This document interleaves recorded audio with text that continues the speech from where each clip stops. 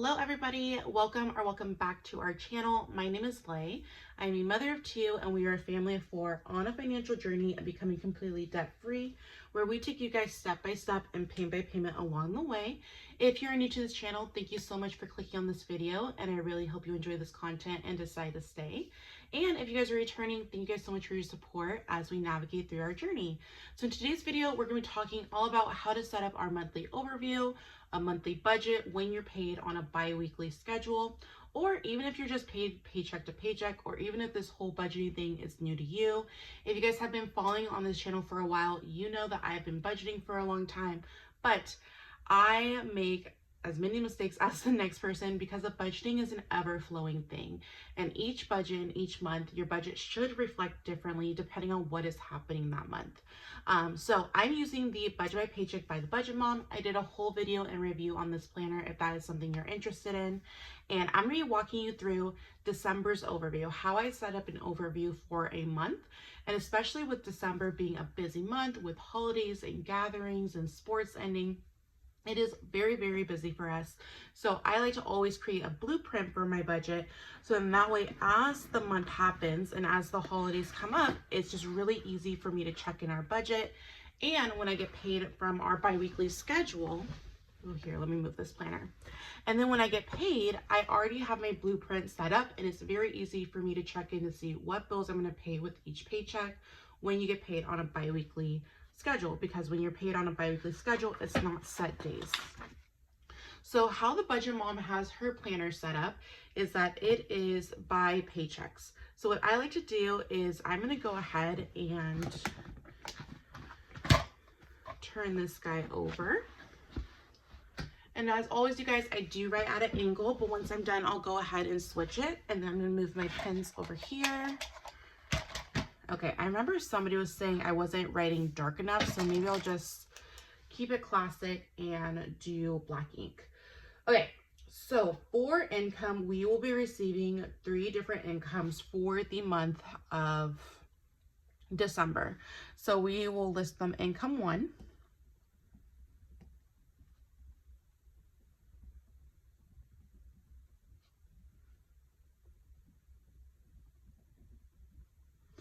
and those will be, the first one will be $1,275. But I'm going to go ahead and leave this one to the side, and we'll kind of come back to it later in the budget, and you're going to see why this is not going to be included. So if you ever get funds that are coming in and you need to set it aside, I always like to do a highlighter. I'll leave a little note when my budget is not going to be including those funds. And then I like to highlight the section to where the funds are going to be going to. And then income 2 is going to be $3,000, and income 3 is going to be $3,150, and that is going to bring us to a total of, if I don't include that one, it's going to be $6,150. I'm going to try my hardest not to include the $1,275, and then we'll talk about it later in the budget. And then instead of a paycheck date, I'm just going to go ahead and write monthly overview.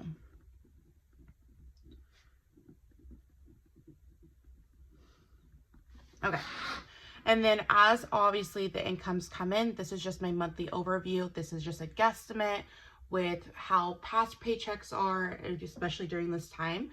And so once you actually get paid, you'll go ahead and enter the actual amount in there.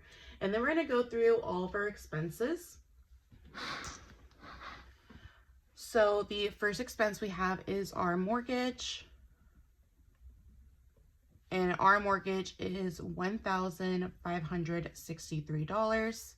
We have our HOA, which is $60. We have our cell phone, which is $181. We have our internet, which is $160. We have our electric. Okay, so the thing about our electric bill, oh no, my planners. The thing about our electric bill is that last month I got a lot of comments saying, oh my gosh, your electric bill is so high. Yes, I've I've accepted it, I've paid it, I've moved on. But with our electric bill, it was essentially set up on a monthly plan, so where your payments were the same, and at the end of it, you would have a credit of any under it, or you'd have to pay for any overage that you use. So because that had just been completed, I really don't know what our electric bill is going to be for the month of December. If you guys, our company that we go through, they take a really long time to get out the billing cycle. So I'm just gonna budget worst case scenario $400. Now, granted, I could be completely under this, I could be completely off budget, who knows? But that is a number that I think would be a reasonable amount for electricity that we had to use in November. And then the next thing is car payment. And that is $235. And that's another thing, you guys. If you're kind of in that same situation like me, where your monthly bill cycle hasn't ended, when you're creating your monthly budget or monthly overview, just try to make your best educated guess with how your past expenses have been.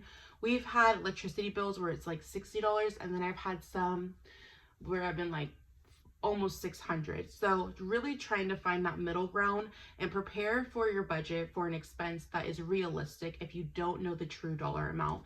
Don't go into it thinking, oh, my electric bill is going to be $5, and then it throws your budget completely off when your paycheck comes in. Really try to be realistic with those amounts as you're planning out your budget. So then we have our car payment, and then we have car insurance. And that is $130.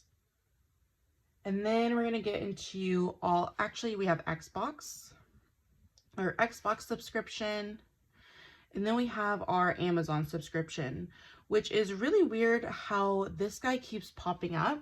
So we have 2 Amazon accounts, one that we buy, and then when my sister comes over, she just uses her Amazon account. So I don't know why we have 2 different profiles. So I'm going to see if there's a way to not have ours, because once we started in 2023 with our debt payoff journey and really kicking into gear before, all of life happened, we made a very conscious decision to not go on Amazon. We deleted the apps, or if we kept the apps, then we would delete all the cards off the apps, because I felt like Amazon was too convenient for our lifestyle. It was very easy to just click and go and not have to worry about actually handing over cash or typing in the debit card. So that conveniency also added to the problem of overspending. Even though we weren't going into additional debt, knowing that I didn't need that $30 purchase or $40 purchase, and just having it there because of the conveniency or the single tap and go. So I need to stay conscious mind of that, and making sure that if we don't need that app, even if we're using it for like the TV subscription, to make sure that we don't fall back into that same habit. And then we have our 3 personal loans. Personal loan number 1, personal loan number 2, and personal loan number 3. Our first personal loan is $88. The second one, we're going to be making a big payment to, and that's going to be $400. And I'm just going to be doing a snowball payment to it. So I'm going to leave a little mark on the side, because that's not the minimum that it is. I think the minimum's actually, I want to say 101 is the min. So I'll leave a note there for myself. That way I know that we're putting extra towards that debt. And then the last one is going to be $225. And then we have our credit cards, which is the same thing that I do with the personal loans. So let me go ahead and write these down, and I'll kind of go over my thought process. Regardless if you guys are just starting off your budgeting journey, or if you guys are on a debt payoff journey or savings journey, I always like to put whatever the minimum amount is in just parentheses, and then what the actual amount I'm going to pay towards it is. So you'll see that on a couple of our credit cards. So the very first credit card, our minimum payment is $79, but I'm going to go ahead and pay $100 towards that one. And then same thing with our second credit card, our minimum is $66, but we're going to go ahead and put $75 towards that. As long as I'm able to pay on at least, my goal is 2 to 3 debts a month over the minimum before our true debt snowball payment. That is my goal. So as we can see, we're paying extra to our personal loan and 2 of our credit cards. So I will go ahead and leave a little note there. And then at the end, we'll go back and highlight it. So it's just easy to view. So when those 2 paychecks come in, we're able to go back to our monthly overview and see what bills we're going to take care of with the highlighter method. Our next credit card has a minimum payment of $114, but we're going to be paying $200 towards it. And then this one's really exciting. So this one had a minimum payment of, it's not exciting, it's actually really sad, of $289, but I had already paid it with our rollover for November. So I am not putting anything towards that card for the month of December. Because when you're paid on a biweekly schedule, you are not paid on set days, which means some months like this month, we get paid more towards the middle of the month. So there are going to be bills and expenses that we had to take care of from the previous month's paychecks. So if that's something that you're running into, I highly recommend using the calendar method with the highlighter method and writing down when your paychecks are versus when your expenses are and color coordinating it. So you see, okay, with this paycheck, even though I get paid it in November, I know it has to take care of some of December's bills. So those are all of our expenses. And if I am going based off the income of $6,150, that means that this totals out to $3,647, leaving us a remaining $2,503. How the Budget Moms Budget by Paycheck planner system works is that they want you to take care of your fixed expenses, followed by your variable expenses, followed by your sinking funds, extra debt, and extra savings. So for our, okay, let me move this so it doesn't keep falling. Okay, so for our variable expenses, we're going to go ahead and carry down the $2,503. And we are going to be using cash envelopes for the month of December, just to make it easy. And then if you guys are unfamiliar or want me to do cash stuffing videos, I can definitely do so. I think that they're fun, but after a while, it kind of seems repetitiveness, especially if you kind of stuff the same envelopes like our family does. But if that is something that you're interested in, I can definitely do that. So for our cash envelopes, we have gas, we have groceries, we have eating out, we have our household category, and we have fun. So for gas, we budget $300 a month. For our groceries, we budget $600 a month. Eating out, we budget $200, household $240, and fun for the month of December is going to be $100. So that is going to total $1,440, leaving us remaining $1,063. So the thing with us is that because we're paid on a biweekly schedule and our variable envelopes really don't change in amount too drastically, we just go ahead and take this amount, $1,440, and we divide it by 2. And that's how much we know we have to pull out for cash and last us for 2 weeks. So for example, our monthly budget for groceries is $600. So every time we receive these paychecks, because we get paid on the same week, we'll go ahead and pull out $300, and that's how much we know we have for groceries for the next 2 weeks. So that's going to leave us $1,063. And then for our sinking funds, we are getting a little bit of a head start for 2024. And so I have a binder that I got from Taylor Budgets, and it just has this kind of a little bit of a cheat sheet on here. And these are all the sinking funds that our family particularly saves for. So we have home, holidays, birthdays, Christmas, mini-me, mom, dad, son, and then pets and car maintenance. So I like to stuff these over time, so when those expenses come, it's not so hard on the budget because you've been saving slowly for it for a good amount of time. So instead of writing all of these out, I know that these add up to $190 for all of these. So I'm just going to write for the budget. Sinking funds, I'm going to go ahead and double it, and that is going to be $390 that we're putting towards sinking funds in the month of December to help prepare us for 2024. Now, obviously, some of these things are rollover. So if we have anything extra in our cash envelopes, we can also stuff it towards this or towards our debt payoff, whatever we decide at that time. And then for our debt snowball, even though we're making extra payments towards 4 debts in the month of December, we're still going to go ahead and put an additional $300. Oh my gosh, you guys hear my children. We're going to put an extra $300 towards a debt snowball. During the month of December, we'll go ahead and look at the balances and the interest rates and then decide where we want that extra payment to go to. And then the last thing we are doing is having Christmas. Well, it's not the last thing we're doing. We're having Christmas and we're going to be budgeting $373 to finish out our Christmas budget. I'm sure I'll be able to find $2 somewhere in the budget to make it $375. So that is how our monthly overview is going to look. Now, I know earlier in the video, I said that there is a $1,275 will be an additional income that we are going to bring in. And that's just from all the extra hours I worked from Thanksgiving week that was not included in the original budget. We have some pretty exciting life changes happening in 2024. So my goal is just to go ahead and set that money aside in December. Whether we're going to set that aside in a savings account or pay towards debt or savings will be decided.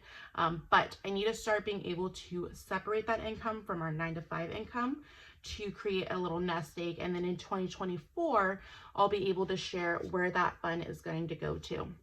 So with our monthly budget, I'm going to go ahead and highlight what our snowballs are going towards. So we're going to have our snowball payment right here. Personal loan is getting extra and all of our credit cards are getting extras. So for our income, we are going to be budgeting just off of our 9-to-5, which is $6,150. For our fixed expenses, including extra payments, is going to be $3,647. Leaving us remaining $2,503.